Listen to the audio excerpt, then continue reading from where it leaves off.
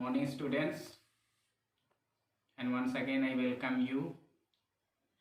We have been discussing the paragraphs and I have been trying to explain you the paragraphs.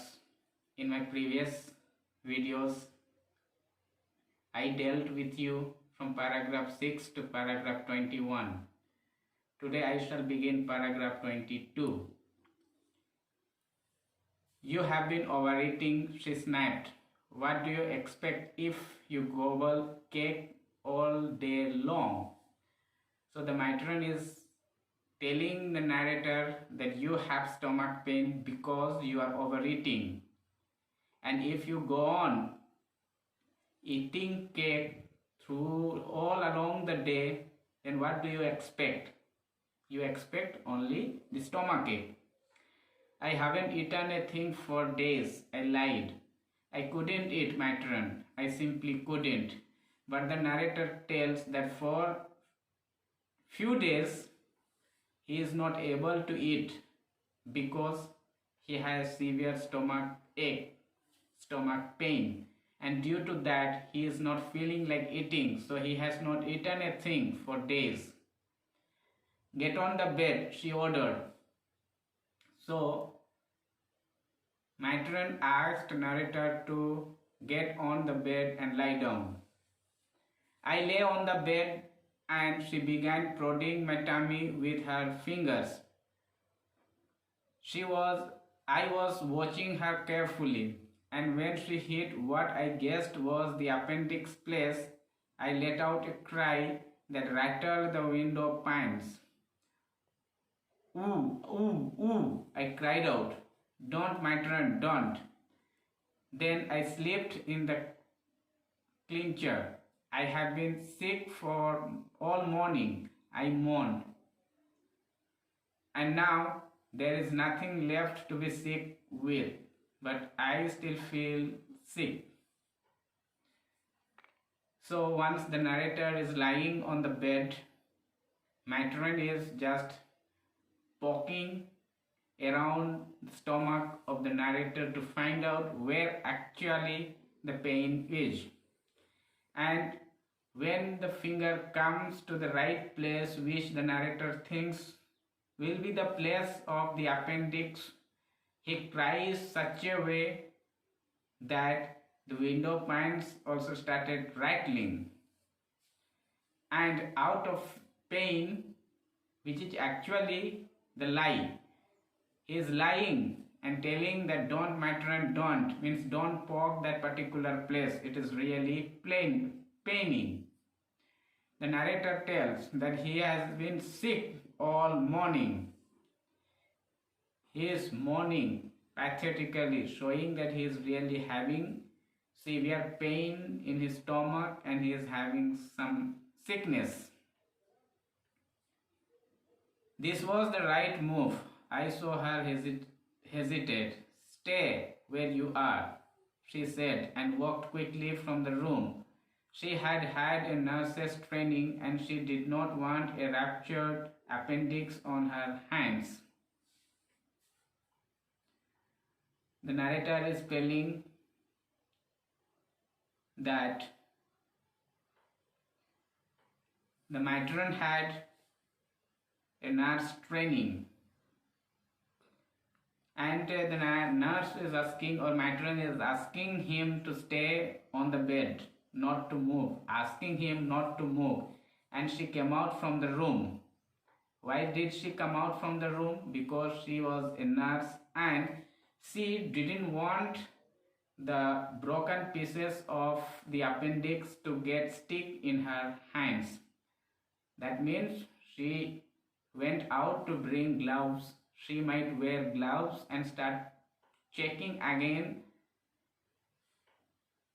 the writer's health. Within an hour, the doctor arrived and she went through the same prodding and poking, and I did my yelping, at which I thought were the proper times. Then he put a thermometer in my mouth. So the Actually, the matron had gone out of the room to call the doctor.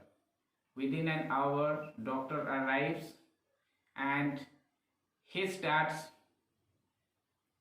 treating the boy. He starts examining the boy. Like the matron, he used to started prodding, means poking around the stomach.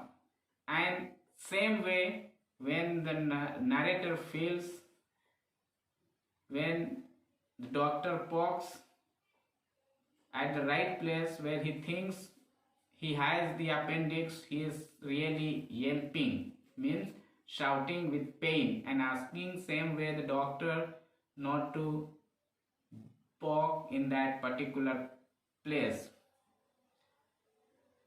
Then the doctor, after examining, puts a thermometer in his mouth to find out whether the child is really having sickness or not. Dear students, narrator was actually lying. And how can we lie? A doctor, a trained doctor.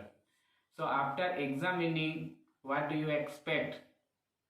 Did doctor really find the narrator suffering with the appendicitis, or did doctor find that narrator was actually having homesickness? Actually, he was bluffing.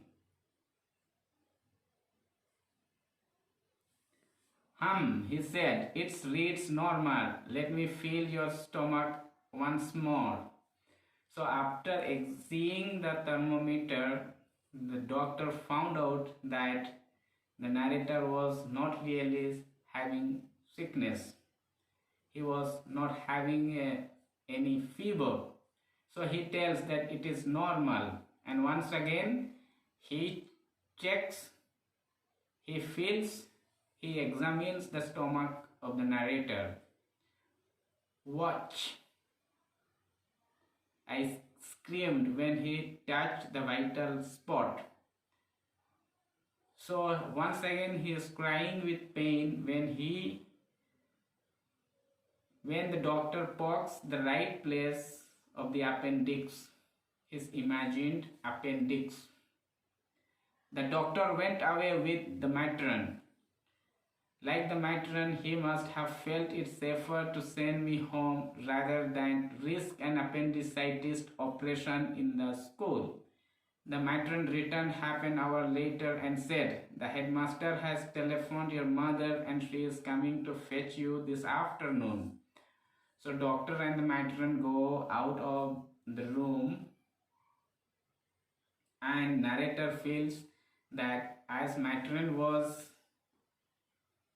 thinking that it was safer for her to send him home rather than removing the appendix in the school. The matron, after an half an hour, returns to him and tells that headmaster has called your mother to take you to the home. So dear students, the doctor might have told the matron the sickness that the narrator was suffering with. Homesickness, homesickness, which means, I told you, the constant thinking of the family members, constant thinking of home activities, home friends. So the doctor might have told him that for few days let the boy to be sent home so that he overcomes from the homesickness and once again comes to the boarding school with the fresh mind. So understanding the real cause, the matron might have told the headmaster, and headmaster might have agreed to send the boy to his home. So we know that mother is being called and mother will take the boy to the home. I didn't answer her. I just lay there trying to look very ill, but my heart was singing out with all sorts of wonderful songs of praise and joy. When matron told that mother is being called, listening to her, boy didn't answer her actually, but then he was trying to show her as if he is suffering really with the sickness. But then he too says us that deep within his heart he was singing out with all sorts of wonderful songs of praise, of joys. Thank you, students. We shall meet in the next video.